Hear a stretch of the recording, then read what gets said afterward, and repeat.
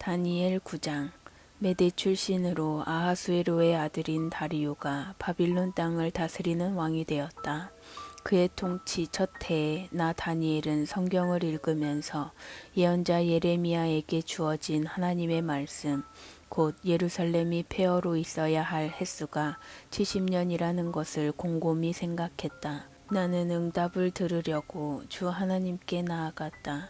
거친 베옷을 걸치고 금식하며 잿더미 위에 무릎을 꿇고 간절히 기도했다. 나는 내 하나님 앞에 마음을 쏟고 영혼을 토해냈다. 오 주님, 위대하고 존귀하신 하나님, 주께서는 주의 언약을 한결같이 지키시며 주를 사랑하여 주의 말씀을 지키는 자들을 결단코 버리지 않으십니다. 그러나 우리는 죄라는 죄는 다 짓고 살아왔습니다. 악행을 일삼고 반역하면서 주께서 밝히 보여주신 길을 이리저리 피해 다녔습니다. 우리 왕과 지도자와 조상과 땅의 모든 백성에게 주의 말씀을 전해주던 주의 종 예언자들의 말에도 귀를 막았습니다. 주께서는 언제나 의로우시건만 우리가 보여드리는 것은 죄와 수치뿐입니다. 우리 모두가 그러합니다. 유다 백성도 예루살렘 주민도 고향 땅의 이스라엘도 주께 반역한 탓에 여러 곳으로 내쫓긴 이스라엘도 그러합니다. 하나님, 우리 모두가 왕과 지도자, 우리 조상들도 온 세상의 웃음거리가 되고 말았습니다. 당연한 일입니다. 우리는 죄인이기 때문입니다. 우리 하나님이신 주의 자비만이 우리의 유일한 희망입니다. 우리는 아무 권리도 주장할 수 없는 반역자들이기 때문입니다. 주께서는 우리에게 살 길을 일러주시고 주의 종인 예언자들을 통해 분명한 가르침을 주셨습니다. 그럼에도 우리는 주의 말씀에 귀 기울이지 않았습니다. 온 이스라엘이 주의 말씀을 업신여겼습니다. 우리는 주의 교훈을 무시했으며 그저 제멋대로 살았습니다. 그리고 이제 그 대가를 치르고 있습니다. 하나님의 종 모세에게 주신 계시에 명백히 적혀있는 준엄한 저주가 지금 우리 가운데 실행되고 있습니다.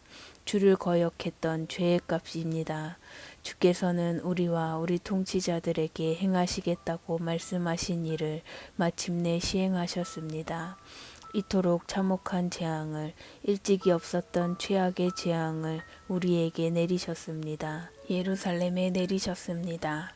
모세에게 주신 하나님의 계시에 적혀있는 그대로 그야말로 모든 것을 쓸어버리는 재앙이었습니다. 아무것도 남지 않았습니다. 주께서는 이 재앙이 하나도 남김없이 우리에게 내리도록 하실 수밖에 없었습니다. 우리는 한사코 죄를 고집하면서 주를 무시하고 주의 경고를 망각했기 때문입니다. 우리 하나님이신 주께서 우리에게 행하신 일은 전적으로 옳습니다. 감히 주를 업신여기기만 했던 우리였기 때문입니다. 하지만 주님, 주께서는 우리의 하나님이십니다. 주께서는 큰 능력을 떨쳐 보이시며 주의 백성을 이집트 땅에서 건져내신 분입니다. 이 일은 아직도 뭇 사람들의 입에 오르내리고 있습니다. 우리는 우리가 죄인이고 악하게 살아온 것도 압니다. 그러나 주께서는 언제나 모든 일을 바로잡으시고 사람을 바로 세우시는 일을 행하는 분이시니 제발 이제도 그렇게 해주십시오. 주의 도성, 주의 거룩한 산 예루살렘 위에 부어진 진노를 거두어 주십시오. 모든 것은 우리 잘못이며 우리와 우리 조상의 죄 때문이라는 것을 잘 압니다. 지금 우리는 주변 민족들의 웃음거리가 되었습니다. 이웃나라의 멸시를 받고 있습니다. 그러니 하나님, 주의 종이 전심으로 드리는 이 기도를 들어주십시오. 폐허가 된 주의 성소에 자비를 베풀어 주십시오. 우리를 위해서가 아니라 주님이 어떤 분이신지를 나타내 보이시기 위해서라도 그렇게 해주십시오. 하나님, 우리에게 귀를 기울여 주십시오. 잿더미가 된 도성, 주의 이름으로 불리는 이 도성을 보살펴 주십시오. 우리는 주님의 응답을 받을 자격이 없음을 잘 압니다. 그러므로 주의 자비에 호소합니다. 우리에게 남은 마지막 희망은 이 기도뿐입니다. 주님, 들어주십시오. 주님, 용서하여 주십시오. 주님, 우리를 굽어 살피시고 행하여 주십시오. 주님, 지체하지 마십시오. 주의 이름으로 불리는 주의 도성과 주의 백성의 일은 곧 주님의 일이기도 합니다.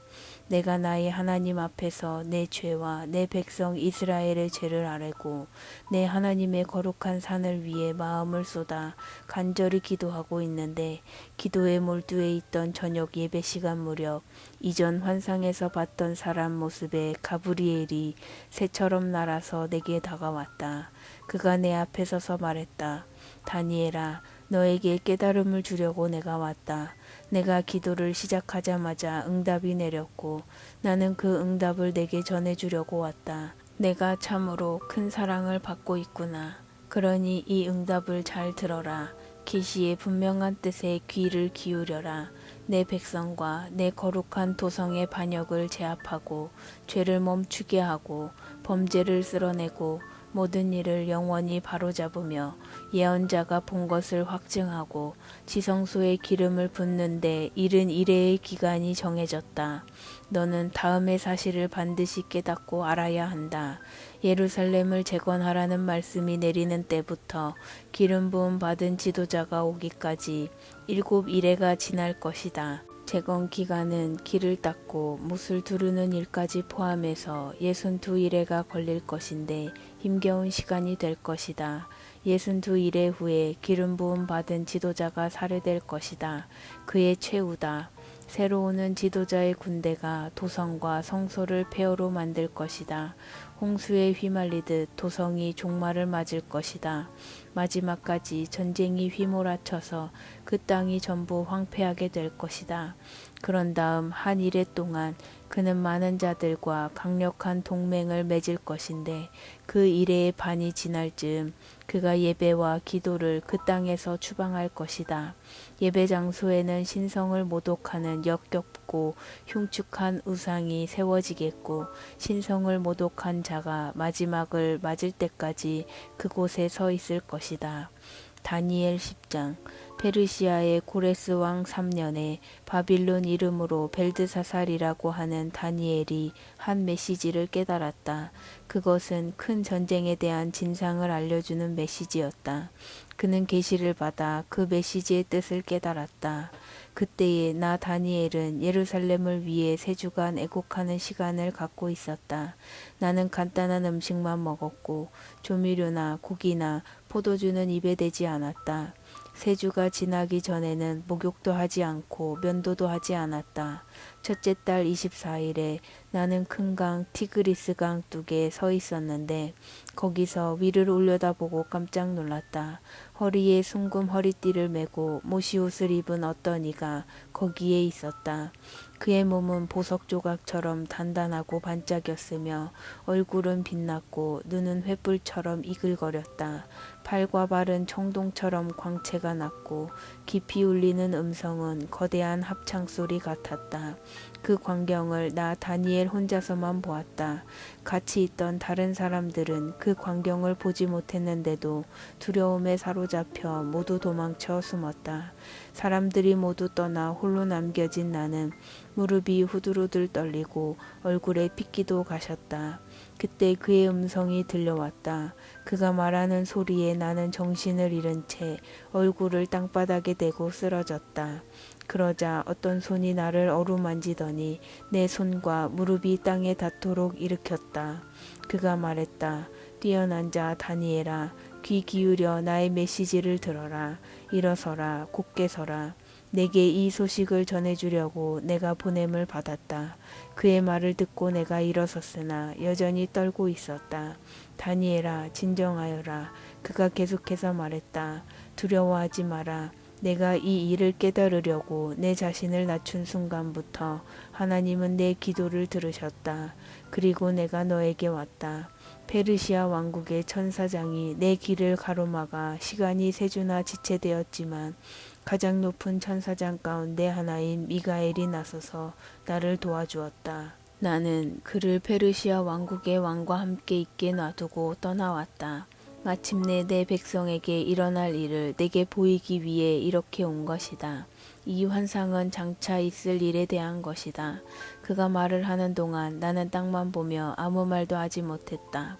그때 갑자기 사람 손 같은 것이 내 입술을 어루만졌다. 그러자 내 입이 열리고 그에게 말을 하기 시작했다. 주여, 저는 주를 보고서 두려움에 사로잡혔습니다. 무릎이 후들후들 떨리고 움직일 수조차 없습니다. 사지가 굳고 숨을 쉬기조차 어려운데 미천한 종인 제가 어떻게 감히 주와 이야기할 수 있겠습니까? 그러자 사람 모습의 그가 다시 한번 나를 어루만지며 힘을 북돋아 주었다. 그가 말했다. 친구여, 두려워하지 마라. 평안하여라. 다 잘 될 것이다. 용기를 가져라. 힘을 내라. 그가 말을 할 때에 내 속에서 용기가 솟아올랐다. 내가 말했다. 이제 말씀하십시오. 주께서 제게 용기를 불어넣어 주셨습니다. 그가 말했다. 너는 내가 왜 내게 왔는지 아느냐? 이제 나는 돌아가서 페르시아의 천사장과 싸워야 한다.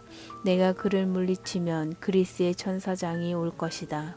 그러나 나는 그 전에 먼저 진리의 책에 기록된 것을 내게 말해주려고 한다. 그 싸움에서 나를 도울 수 있는 이는 너희 천사장 미가엘밖에 없다.